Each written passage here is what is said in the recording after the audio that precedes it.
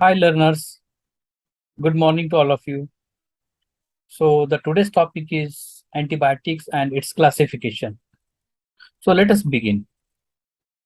So what is the antibiotics?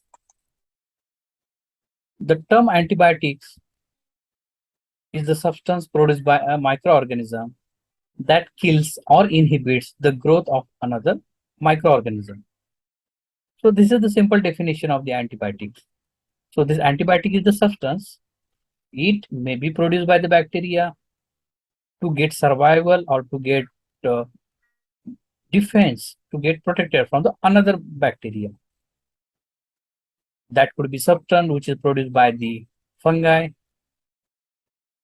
to get protected from the bacteria or other fungus. So the antibiotic is nothing but the chemical substance. So the discovery of the antibiotic. So the antibiotic is basically produced by the microorganism, but later on it is started producing in the laboratories by using the synthetic by the synthetically. Now, how to remember the classification and which are the major classification of antibiotics are available? So that we are going to see.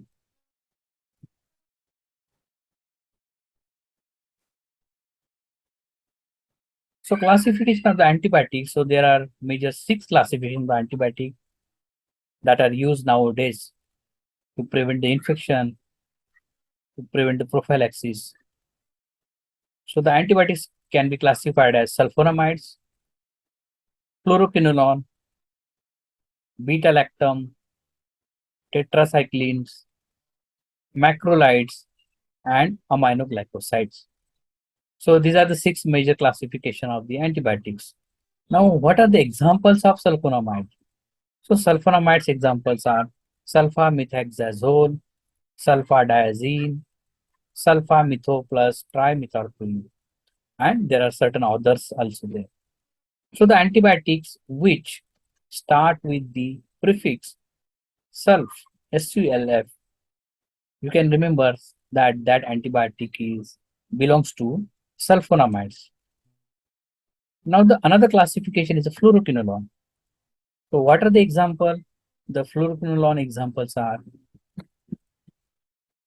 nalidixic acid, enoxacin, norfloxacin, ciprofloxacin, ofloxacin, leofloxacin, moxifloxacin, gemifloxacin, gatifloxacin, etc. So generally, the antibiotic which has the suffix floxa that belongs to fluoroquinolone antibiotic. So by this you can remember. Now the next class of antibiotic is beta-lactam. So which are the example of the beta-lactam antibiotic? So the prime example of the beta-lactam antibiotics are penicillin, ampicillin, amoxicillin. Beta-lactam antibiotic, another examples are cephalosporin and others. Now, next group, tetracycline. So tetracycline antibiotics, examples of tetracycline, oxydoxycycline, doxycycline.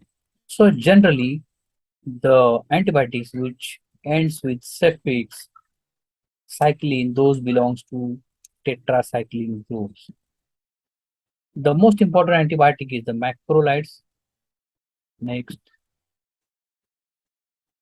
examples of erythromycin, azithromycin, clarithromycin, clindamycin. Generally, the antibiotic which has a suffix mycin belongs to macrolides group of antibiotics.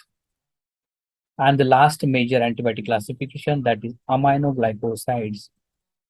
The examples are streptomycin, neomycin, gentamicin, kanamycin, amikacin. So these are the examples of the aminoglycosides. Now, how to remember this much of antibiotics?